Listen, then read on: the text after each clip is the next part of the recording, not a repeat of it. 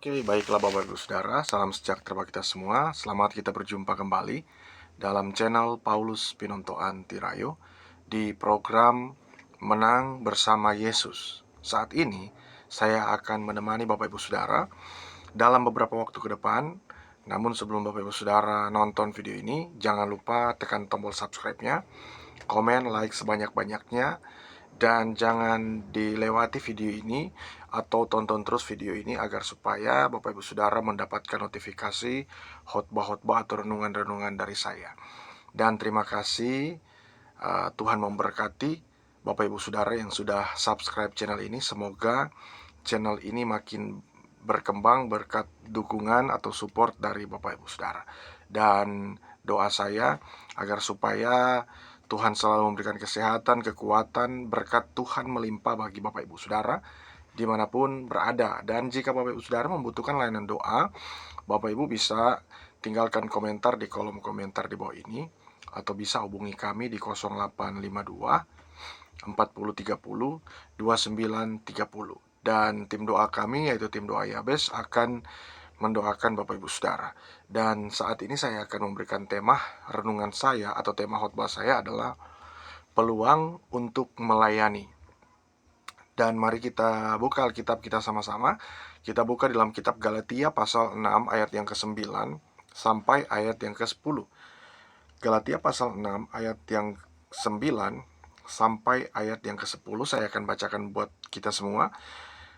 Firman Tuhan katakan, janganlah kita jemu-jemu berbuat baik, karena apabila sudah datang waktunya, kita akan menuai jika kita tidak menjadi lemah.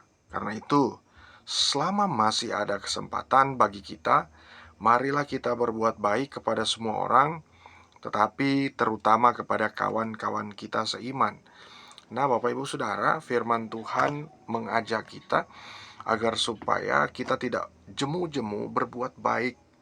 Kenapa? Karena apabila sudah datang waktunya, ya, kita akan menuai jika kita tidak menjadi lemah. Ada masa di mana kita akan menuai ketika kita menabur kebaikan. Bahkan firman Tuhan katakan, tidak jemu-jemu atau janganlah kita jemu-jemur berbuat baik. Janganlah kita maksudnya berhenti berbuat baik. Artinya kita harus berbuat baik. Dan firman Tuhan juga katakan bahwa apabila sudah datang waktunya, kita akan menuai. Tentu kalau ada orang melakukan sesuatu yang baik, pasti akan menuai. Bahkan jika seseorang melakukan hal yang jahat, pasti juga akan menuai. Kita tinggal pilih mana yang kita akan lakukan. Tetapi di sini firman Tuhan terkait dengan tema saya tentang peluang untuk melayani Tuhan, ini sangat menarik sekali untuk kita renungkan. Kenapa? Karena ini akan berkaitan dengan kehidupan kita sebagai orang percaya. Kadangkala ada orang yang sudah tidak punya peluang untuk melayani. Kenapa dia tidak punya peluang? Karena kesibukan-kesibukan. Yang bukan berarti dia nggak punya waktu, tetapi dia sudah mengisi waktunya dengan kesibukan-kesibukan yang temporer. Yang sebenarnya, masa sih kita tidak bisa melayani, ya? Masa sih kita nggak bisa memberi diri untuk Tuhan? Kadangkala kita lupa, ya, sehingga kita sendiri yang membuat peluang itu nggak ada.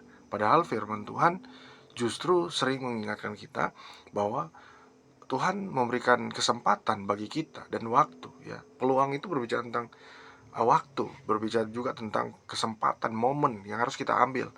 Momen untuk melayani Tuhan itu nggak banyak orang dapati. Ada orang yang dapat momen, dapat peluang, nanti dia udah sakit-sakitan, ya. Ada orang mendapat momen ketika terjadi suatu peristiwa, lalu kemudian dia melayani Tuhan. Tapi kita nih yang masih sehat, yang masih kuat, kita berikan yang terbaik untuk Tuhan. Karena firman Tuhan katakan, janganlah kita jemu-jemur berbuat baik. Minimal, paling tidak, kita itu, ya, tidaklah, ya, jemu-jemu berbuat baik. Seperti itu, ya, agar supaya kita menuai hasilnya. Dan di sini ada beberapa alasan mengapa kita memiliki peluang untuk melayani. Tentu Bapak Ibu Saudara di mana berada, kita pasti punya alasan, ya, mengapa kita memiliki peluang untuk melayani. Ya, firman Tuhan juga mengingatkan kita agar supaya kita harus terus ya mengasihi. Dalam perjanjian lama pun demikian, bahwa kita diajarkan Tuhan bukan hanya saja mengasihi Tuhan tapi juga mengasihi sesama. Dan firman Tuhan juga mengajarkan kepada kita tidak juga hanya mengasihi sesama saja, tapi kita mengasihi Tuhan. Alasan pertama adalah karena Tuhan mengasihi mereka yang terhilang, ya. Dahulu pun kita demikian, kita terhilang, kita tuh sesat. Dahulu pun kita tidak mengenal Tuhan, tetapi ada orang-orang yang melayani kita, lalu kemudian kita dimerdekakan, kita diselamatkan, kita diberkati, kita dipakai oleh Tuhan. Itu alasan mengapa kita memiliki peluang untuk melayani Tuhan. Ya, kadangkala kita nih sering memberi alasan klasik yang membuat kadangkala itu nggak masuk akal. Ya, kenapa? Karena alasan kita selalu tidak jelas, dan sebenarnya bukan suatu alasan. Ya, kita berkata bahwa saya ini nggak punya peluang ya untuk melayani, bahkan saya ini nggak punya kesempatan, bahkan buat apa saya melayani orang itu, dan buat apa saya harus melayani Tuhan untuk orang itu. Nah, kita tuh menunda-nunda waktu, kita tuh menolak semua yang Tuhan berikan kepada kita, padahal dahulu pun kita demikian. Kalaupun ada orang lain yang berkata bahwa eh, kita tidak diberikan kesempatan ya untuk menerima berkat dari mereka, ya paling tidak kita harus bisa mengerti dan memahami atau sadar bahwa kita dulu pun dilayani oleh orang lain. Artinya mereka mendoakan kita, ya, mereka dulunya menabur buat kita, ya, sehingga kita apa? Sehingga kita juga dapat mengasihi orang lain. Mungkin kita dulunya terhilang, tersesat, lalu kemudian Tuhan menyuruh atau seseorang melayani kita, ya. Karena saya ingat waktu saya dahulu juga demikian, ketika ada orang yang melayani saya, ya, seorang seorang penginjil, ya, dia luar biasa. Waktu sebelum saya mengalami perubahan, kurang lebih 2020, 2007 maksudnya, 2007, 2008 atau 2007 lah.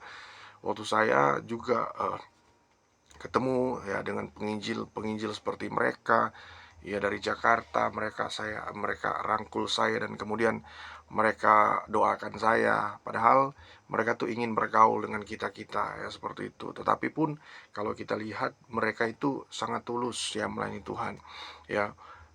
Dan luar biasanya dia mendoakan kami. Itu berarti dia sudah sedang menabur, waktu SMA juga sudah pernah orang-orang melayani kami, ya, seperti itu, melayani saya. Nah, itu karena apa? Karena saya sedang terhilang waktu itu. Nah, ini pun kita harus sadari bahwa mereka juga adalah orang-orang yang dipakai Tuhan untuk mengingatkan kita, lalu kemudian ketika kita dipakai oleh Tuhan, kita mengingatkan orang lain yang sedang tersesat, yang sedang uh, uh, tidak mengenal Tuhan. Kalaupun sudah sempat uh, mengenal Tuhan, kita perlu ingatkan saja. Nah, alasan kedua, mengapa kita memiliki peluang untuk melayani, ya, karena Tuhan memiliki rencana yang baik bagi mereka yang terhilang. Nah, Bapak Ibu Saudara, ini yang banyak orang nggak pahami. Kenapa? Karena orang itu kadang-kadang egois, ya. Ya, kadang-kadang egois, ya, maunya mereka sendiri, ya, maunya mereka yang dipakai, tapi mereka nggak mau orang lain dipakai Tuhan. Nah, karena Tuhan memiliki rencana yang baik, yang luar biasa bagi mereka yang terhilang. Suatu waktu mereka yang terhilang bisa saja menjadi orang yang luar biasa, yang kadangkala kita mengabaikan mereka.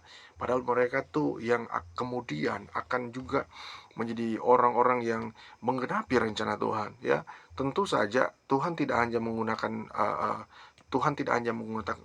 anggota tubuh kita yang satu, ataupun mungkin mata kita, ataupun kaki kita. Tentu ada tangan, ada jari, dan ada anggota-anggota tubuh yang lain. Nah, di sini adalah yang saling kita perlu sadari adalah bahwa Tuhan itu memiliki rencana yang baik bagi mereka yang terhilang. Ya, kita mungkin berpikir bahwa ini orang nih uh, terlalu begini dan begitulah dia, seperti itu. Tapi kita nggak sadar ketika kita sedang mendoakan dia, sedang memberkati dia. Ada saat, ada waktunya Tuhan untuk menjama, untuk memberkati. Ya, kadangkala kita tinggal menunggu waktu saja.